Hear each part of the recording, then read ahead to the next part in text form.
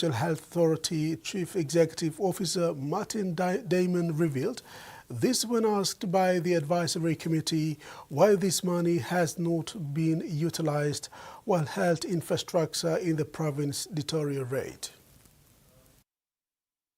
The committee conducted a two-day inquiry in Madang this week and took an interest in the 15 million kina currently sitting in the Madang Provincial Health Authority's trust account, but has not been accessed in the last 2 years. Chairman of the committee and member for Bogia, Robert Naguri, led the inquiry, taking the MAFA CEO to task over the delay in drawing these funds. The CEO, in explaining the delay, outlined the process involved in accessing this money. He said in order to access the funding, MAFA is to submit its plans to the Project Steering Committee, which is made up of Treasury, National Planning and the Prime Minister's departments. He revealed that MAFA has been waiting ever since the submission, as the PSC keeps deferring. Upheld by this response, Naguri said he would personally pay a visit to the Office of the Ministers for Health and National Planning and ask them to release the money immediately.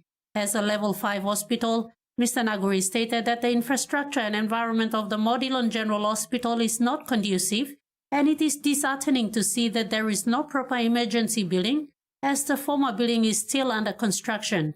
Currently, a ward is being used for emergency cases, with patients scattered around waiting to be attended to. Toilets are also closed, with only one ablution block containing 4 bathrooms and toilets for males and females each, currently being used for the entire hospital. The mock chillers are in need of maintenance, with dead bodies kept in refrigerated containers at freezing temperatures. Another serious concern raised by the committee, affirming the need for the 15 million kina, is that most infrastructure in the hospital still contain the toxic asbestos product, which needs to be changed immediately. The inquiry is an extension from Morobe Zengao Memorial Hospital last week. Ruth Rongola, TVWAN News.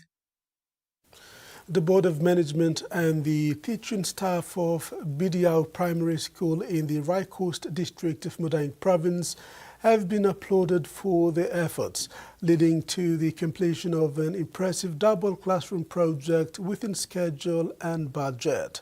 Governor for Madang Ramsey Pariwa praised the school during the official opening of the new learning facility, which was funded by the Madang provincial government at a cost of 100,000 kina through the Provincial Services Improvement Program or PSIP fund.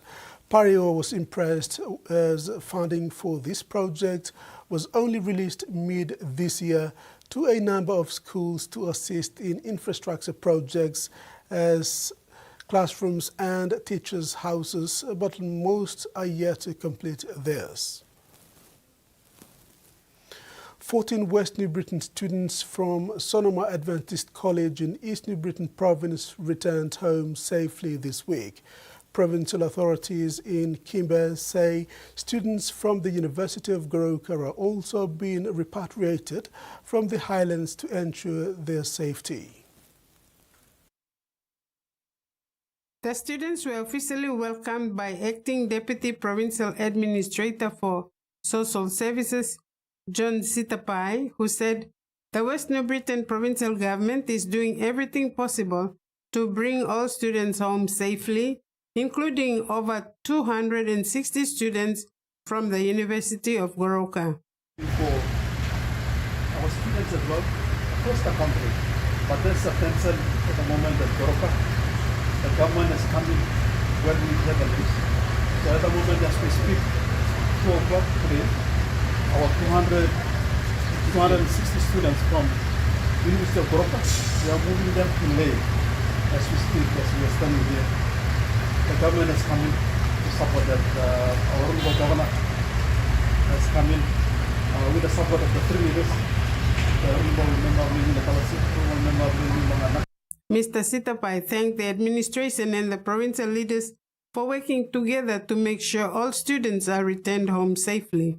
Our PA as well is an officer to Lao today. So on behalf of us and on behalf of the officer of governor, with the Peggy Law governor, and also our Washington team, Washington, the Elitsa, and Kamani Swat, they are there. But the government has come into the trade here, put in place.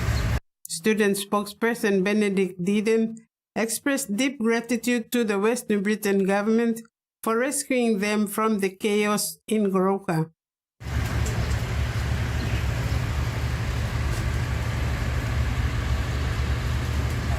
Good afternoon once again. Thank you. On behalf from our leaders, I would like to take this time to appreciate and acknowledge the presence of our leaders. Because of you, can you save us and bring us here? To the Honorable Governor Sasindra Midday and the government of West New Britain. He said the experience had changed their lives and that they will now focus on giving back to their province. This time, they are still good heart, good days. We may have lost our families, our loved ones, our homes, or even senses for security, but He gave us second chance at life. We promise to make the most of it, to study hard, and for rebuilding of our beautiful province, West New Britain, and our communities. As efforts continue to bring more students home from Goroka, these 14 West New Britain students' safe return is a moment of joy and relief for their families. Frida Kana, TVWAN News. Oktedi Mining has continued its strong support for education in Papua New Guinea by sponsoring the 36th moot court competition of UPNG Law School. The grand finals were held on September 4th at the UPNG's main campus, allowing law students to demonstrate their courtroom skills and prepare for their future roles as legal practitioners. Prizes for the winners and consolation prizes for participants were sponsored by Oktedi and presented during the Law Students Society closing program on October 2nd. Oktedi's manager for government and external relations, Martin Pining, spoke about the company's dedication to local talent and education. Papua New Guinea is formulating its first ever National Women and Youth in Agriculture Policy 2025 to 2035 with the support of the Food and Agriculture Organization through the EU Straight PNG program. The initiative aims to empower women and youth in agriculture and agribusiness by improving access to land, finance and markets. Papua New Guinea has taken a major step towards empowering women and young people in the agriculture sector with the development of its first ever National Women and Youth in Agriculture Policy 2025 to 2035. The initiative, supported by the Food and Agriculture Organization through the EU Straight PNG program, aims to give women and youth greater access to land, finance and markets while promoting fair participation in agribusiness. The first consultation held in Wewak involved participants from East Sepik, West Sepik and Madang provinces and included farmers, cooperatives, NGOs, church groups and government agencies. Discussions focused on barriers limiting women and youth participation and identified strategies to close the gap. Deputy Secretary of the Department of Agriculture and Livestock's Policy Division, Francis Dank, stressed the importance of strong stakeholder engagement and inclusive institutional structures. FAO Gender and Youth Inclusion Specialist Patu Sheng said the consultations are a platform to strengthen collective efforts, while EU Straight PNG Program Coordinator Ali Said Yasuf underlined the need for effective coordination and monitoring. Aligned with PNG Vision 2050 and the Agriculture Sector Plan 2030, the policy aims to build a more inclusive and sustainable agricultural future for women and youths nationwide. Ruth Rungula, TVWAN News. Turning abroad, small towns in northwest New South Wales are booming thanks to a successful harvest this spring. Towns like Walgett are celebrating the good times while they can, with the weather still causing issues for some parts of the state. It's daybreak in the heart of cropping country, and the headers are already rolling. They're working around the clock to harvest crops planted in the winter. Well-timed rain has growers looking at a standout season. These are averaging 3 tonnes a hectare, and the wheat was going about 5 tonnes, so no complaints there. They've been fortunate enough to see back-to-back good years. Especially west of Walgett, we haven't really seen anything like the past 6-7 years. Even so, it's a race to move grain to the silos. It's still clear skies here, but some parts of the northwest have suffered crop damage from hailstorms this harvest. You're just stressed that, like the next rain event's going to come and put it all underwater and you're going to lose it all. The success of the harvest is also being felt in town. The most recent census puts Walgett's population at just over 5,000 residents, but that number doubles when adding labour from out of town. New South Wales is tipped to produce almost 18 million tonnes of grain this year, and most of that will come from the north of the state, like here in Walgett. But as drought continues to plague southern New South Wales, not all growers are celebrating. Most people down this way are going to struggle to get anywhere near average crops. When you throw in wheat prices, barley prices not being that magnificent. With summer almost here, southern growers are hoping the next season will be the one that turns things around. When you're on the edge, it doesn't take a lot to make a difference. Hoping Mother Nature shares her good fortune across the state. Software developers and business analysts will be among hundreds of new tech roles created at Qantas as part of an innovation centre that will be set up in the Adelaide CBD early next year.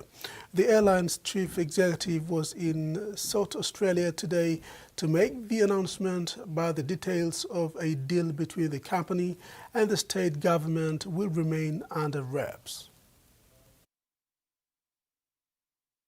Landing more than 420 high-tech jobs for SA. Well, you're perfect examples of the capability. The Qantas CEO jetting in to announce Adelaide as the site of the airline's new Product Innovation Centre, the first facility of its kind in Australia outside of Sydney. We want this to be wildly successful and we want to see this grow here in Adelaide, but also as a capability. SA was selected after a deal was struck between Qantas and the state government. The Premier tight-lipped on how much taxpayer money is on the table, but says it won't be handed over until the airline delivers. It is only able to be realised by Qantas in the event they meet key benchmarks, including the employment of a lot of people here in our state. As Qantas flies in, there are concerns that a major South Australian project could be lost interstate. Melbourne's Peter MacCallum Cancer Centre proposing to buy and operate a proton therapy unit, raising more questions over troubled plans for an Adelaide facility. The Federal Health Minister says Australia only needs one. He'll work with SA to resurrect the proposal, but won't rule out going elsewhere. This is not going to be a South Australian service or a Victorian service. This is going to be a national service. We still retain the aspiration and the hope that we can bring this opportunity to life, and the work continues. Funding for the proton therapy unit was first announced more than 8 years ago. We're ready to go, so 2020 we can do it by, yep. Back home in sports, it was a tight contest between Solomon Islands and PNG Gold, the national men's team, until freshman Palapol came off the bench in the second half to save the day for PNG to win the match 1-0 in the MSG Prime Minister's Cup in Port Moresby yesterday. The visiting Solomon Islands dominated much of the play early in the game yesterday, displaying fast-paced attacks staged by their speedy flankers, Don Kiana and Junior David, to set up key striker Rovo Boyers. However, PNG gasped the win in the last quarter of the match. Despite several strikes, the first half remained goalless, thanks to the concrete goal-saving skills of PNG's keeper, Dave Tomare. Tomare was exceptional, recording 4 crucial saves from on-target shots by the Solomon Island strikers. For the goal, Ati Kepu and Nigel Dabinyaba generated attacks in the Solomon goal zones, but struggled to register a shot on target. As the Solomon Islands defense held firm, Just minutes before the break, PNG attacking midfielder Emmanuel Simon delivered a cross that nearly resulted in a goal for striker Raymond Gunemba. Score at halftime stands as PNG 0, Solomon Islands 0. PNG began the second half with increasing intensity. Emmanuel Simon registered the couple's first shot on target, which was quickly saved by the Solomon Islands keeper Eric Wanega. Moments later, Nigel Dabineba found the back of the net, but the goal was unfortunately ruled offside. The changes continued to influence the game, with Rex Naime coming in for Nigel Dabineba. The changes continued to influence the game, with Rex Naime coming in for Dabineba and immediately making a dangerous run into open space before being disrupted by the Solomon defense. PNG consistently advanced their attack in the later part of the match.